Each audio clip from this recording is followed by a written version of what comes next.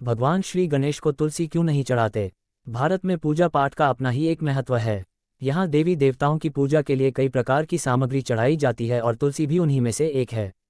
तुलसी को सबसे पवित्र पौधा माना गया है।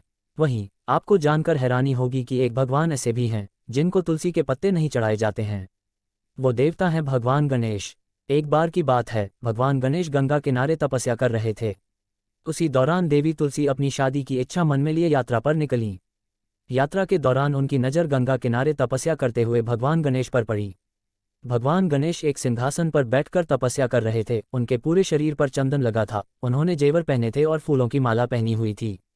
भगवान गणेश को देख देवी तुलसी आकर्षित हो गईं और उनके सामने शादी का प्रस्ताव रखा। देवी तुलसी द्वारा तपस्या भंग होने से भगवान गणेश गुस्से में आ गए और शादी का प्रस्ताव ठुकरा दिया। इस बात से देवी तुलसी को भी गुस्सा आ गया। उन्होंने भगवान गणेश को श्राप दिया कि उनकी 2 शादी होगी, वो भी उनकी इच्छा के बिना। इससे भगवान गणेश और क्रोधित हो गए और उन्होंने भी देवी तुलसी को श्राप दिया कि उनकी शादी किसी असुर से होगी। ये सुनकर देवी तुलसी बहुत दुखी हुई और उन्हें अपनी गलती का एहसास हुआ। उन्होंने भगवान गणेश से माफ़ी मांगी।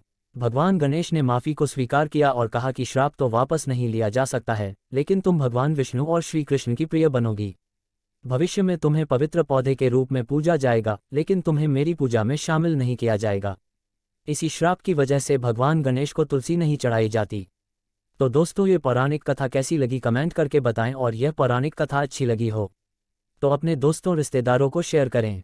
और भी पौराणिक कथा सुनने, पढ़ने और ज्ञान हासिल करने के लिए इस चैनल को सब्सक्राइब करना ना भूलें। धन्यवाद। ओम नमो भगवते वासुदेवाय।